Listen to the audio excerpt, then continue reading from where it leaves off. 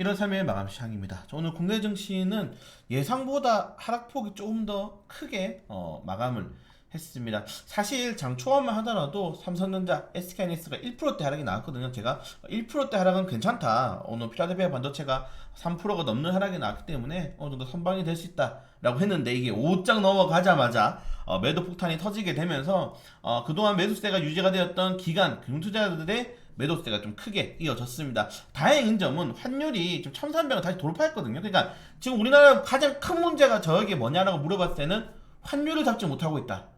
환율은 말 그대로 그 국가의 힘입니다. 힘. 수출이라든가 무역 수지가 좀 개선이 돼야지 환율이 잡히는 건데 아직 환율에 대한 명확한 이 고점과 저점이 형성이 되지 않았기 때문에 이런 곧 변동성을 의미하는 거죠. 변동성이 높아지는 주식시장을 좋아하는 투자자들은 없습니다. 그래서 환율에 대한 부담감들이 오늘 시장에서 좀 부담이 되었는데 일단 외국인 투자자들이 크게 매도세가 나오진 않았다. 물론 선물은 일정 가까이 매도 물량이 나오긴 했지만은 사실 선물 같은 경우에는 어차피 대형주가 빠지면은 패시브 자금들이 같이 빠지는 거기 때문에 그리고 선물은 빠지면은 결국에 또 들어와야 돼요. 네, 그래서 선물보다는 현물이 그래도 다행스럽게 크게 빠지지 않았는데 보통 사이클이 선물 빠진 다음에 현물로 전환이 되거든요. 그래서 이번 주에 외국인 투자자들이 그동안 강세로 매수를 했던 강하게 매수했던 이 반도체 그리고 이 반도체와 이 제약바 요종들의 이익매도 물량들이 어디까지 나올지 좀 체크해야 될 필요가 있을 것 같고 기간 금융투자 연기금 제가 계속 강조드리지만은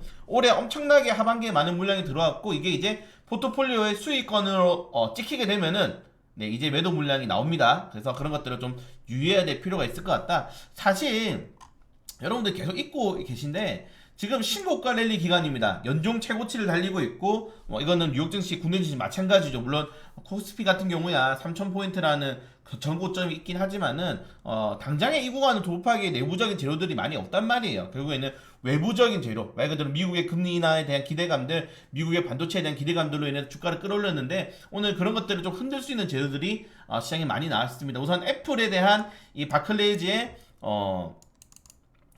투자 의견 하락이 나왔는데 사실 뭐 두 가지 재료가 있죠. 우선 아이폰도 그렇고 뭐 삼성 갤럭시도 그렇지만은 휴대폰 판매 대수가 계속 줄어듭니다. 왜냐면 휴대폰이 성능이 워낙에 좋아서 예전처럼 2년만 쓰고 바꾸는 산업이 아니에요. 특히 아이폰 같은 경우는 굉장히 오래 쓰시죠. 핸드폰을 오래 쓰시고 그리고 이 중저가 브랜드에 대한 선호도가 굉장히 좀 높아지고 있습니다. 이게 경기가 안 좋아져서 그렇거든요. 경기가 안 좋아지게 되면은 휴대폰이 어떻게 보면 사치품이잖아요, 여러분들. 사실 휴대폰이 200만원짜리 되고 100만원짜리 되고 50만원짜리 되고 있는데 이게 경기가 안 좋아지고 긴축이 되면은 점점 비싼 폰보다는 중저가 브랜드를 찾게 된단 말이에요. 그래서 휴대폰 산업이 하얀 곡선을 그리고 있는 상황에서 중국이 아이폰의 최대 판매지인 이 중국 내부적으로 아이폰 이 판매 금지령, 그러니까 판매 금지령은 아닌데 너희 공무원들 아이폰 쓰지 마, 너희 외국 폰 쓰지 마, 너희 정보 유출하면 어떡하려고 그래. 왜냐 아이폰은 아시겠지만 여러분들 비밀번호는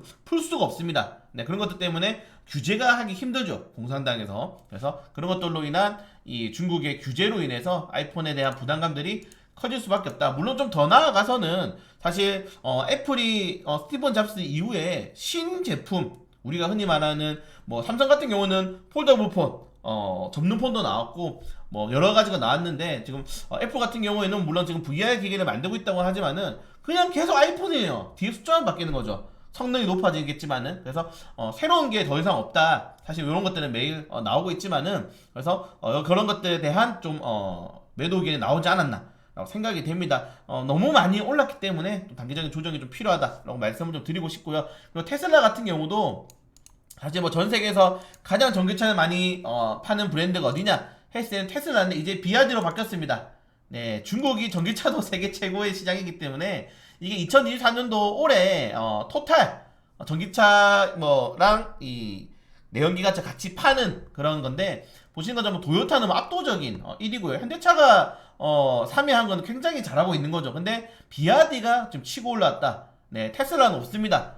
비아디가 전기차 판매 대수가 굉장히 크게 성장하면서 전 세계적으로 탑10 안에 들어가는 모습들을 보여줬습니다. 결국에는 이게 규제 싸움이거든요. 네, 미국과 중국의 반도체 규제, 뭐 2차전지 규제로 인해서 이런 산업들이 좀 흔들리고 있다. 이런 것들도 지금 중국에 대한 뭐 리스크들이 미국 기업까지 번지고 있다는 거는 이게 또 국내 기업도 영향을 줄 수밖에 없다는 거예요. 그래서 전체적으로 시장이 흔들릴 수밖에 없다는 점들. 다만 아직 월가에서는 여전히 시장에 대한 상승에 대한 가능성들을 이야기를 하고 있습니다. 왜냐면은 실적이 꺾였는데 이거는 2년 동안 긴축을 했기 때문에 어쩔 수가 없다라고 좀 포장도 가능하고, 결국 내년부터 긴축을 아니 올해부터 긴축을 시작하게 되면은 투자자들의 자금이 풀릴 거고, 결국 대출 금리가 떨어지게 되면은 당연히 예금 금리도 떨어지게 된다. 사람들이 주식이라든가 상품에 대한 투자를 더욱더 확대할 수밖에 없다. 뭐 이런 점들이 다양하게 있습니다. 그래서 너무 지금 오늘 시장의 하락에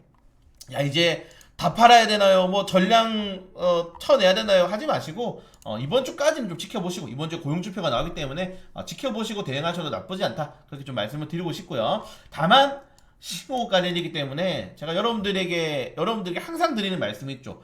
변곡점에서 파셔라. 특히 우리나라 주식 같은 경우에는 올라갈 때 팔아야 된다. 그 가격대를 다시 안 와요. 신고가 랠리를 가는 주식들은. 우리나라는 정말 수급으로 인한 주가를 끌어올리기 때문에 한번 주식이 달린 주식들은 쉬어야 됩니다. 근데 그 쉬는 기간들이 6개월에서 1년 정도예요. 그래서 올라가는 주식들은 항상 이익 매도를 하면서 대응하시는 게 여러분들의 몸과 계좌를 편하게 할 수 있다는 점들, 이 정도까지 좀 말씀을 드리고 싶고, 사실 그걸 제외하고는 오늘 시장을 하락이 나온 게 딱 두 가지 이슈이기 때문에 그렇게 뭐 부담은 없습니다. 요게 해결될 건지, 아니면 다음 주에 있을 뭐 JP모건 헬스케어 컨퍼런스라든가 CES 2024 테마로 인해서 이거 반전이 나올 것인지. 왜냐면은 그동안 이거를 사고 싶었던 반도체라든가 이런 종목들을 사고 싶어도 너무 비싸서 못 산 투자자들이 있단 말이에요. 그런 종목들에 대한 반발 매도 심리도 좀 기대해 볼 수 있다. 그래서 이번 주까지는 지켜볼 필요가 있다. 다만 수익 중인 종목들은 팔아라. 이걸 꼭 강조드리고 싶습니다.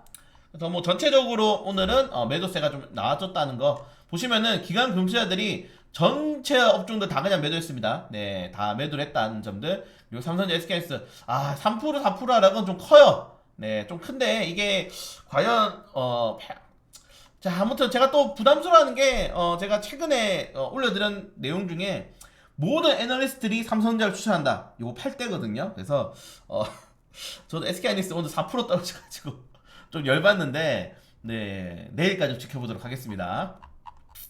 네, 그걸 제외하고는 뭐 상가 종목이 나오지 않았고요. 네, 코스닥은 외국 투자들의 매수세가 이어졌지만은 이게 뭐 제약바이오 외국 투자들이 계속 사고 있습니다.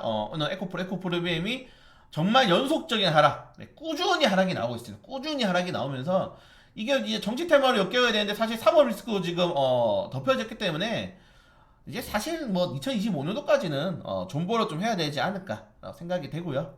그리고 아까 말씀드린 애플 관련된 이슈 종목들 좀 체크해 보시면 좋을 것 같습니다.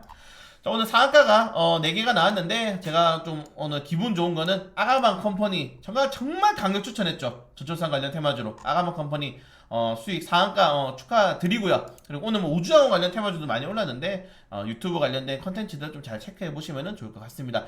저출산은 지금 우리나라가 전 세계적으로 가장 낮은 저출산이잖아요. 그냥 지금 TV라든지 정치인권이라든지 우리 그냥 사람들도 입에서 저출산 우리 어떡하냐, 나라 망한, 이 말이 계속 나와야 돼요. 네, 계속 나와요. 일본 같은 경우에는 지금 정말 저출산에 대비해가지고 엄청난 규모의 돈을 때려받고 있고, 맨날 뉴스에 나오고 시사 프로그램이 나오는데 우리는 그렇지 않아. 이게 좀 잘못된 것 같아요. 진짜 심각한 거거든요. 네, 진짜 심각하기 때문에 저출산 관련 테마주가 올라간다. 그리고 저출산이 해결이 안 되면 뭐가 가겠습니까, 여러분들? 이민청 관련 테마주들 엑스페이스, 오픈롤 모아가기로 했죠, 2년 동안. 네, 그래서 요 두 종목들 추가적으로 체크해 보시면 좋을 것 같습니다. 그래서 저거 나 못 잡았다 하시는 분들은 그냥 우리나라 망한다에 베팅하시고 이민청 관련 테마주들 사시면 됩니다. 지금 정부에서 밀어붙이는 거기 때문에 그렇게 체크하시면 될 것 같고, 오늘 시간으로 이 정도까지 또 상승이 나왔다는 점들, 그리고 네, 불법 계속 종목들 리딩하는 내용 가져가시는 분들이 있는데 잡히면 혼납니다. 위메이드 그룹주가 또 추가적인 하락이 나왔습니다. 저는 위메이드 그룹주들을 절대 건들지 않습니다. 이 정도까지 좀 말씀을 드리고 싶고요. 오늘 뭐 하락이 나왔음에도 불구하고 뭐 MBT라든가 아가방이라든가 그동안 조정이 나왔던 종목들이 폭발을 하게 되면서 크게 상승 탄력이 나왔습니다. 여러분들 이렇게 주식하시면 됩니다.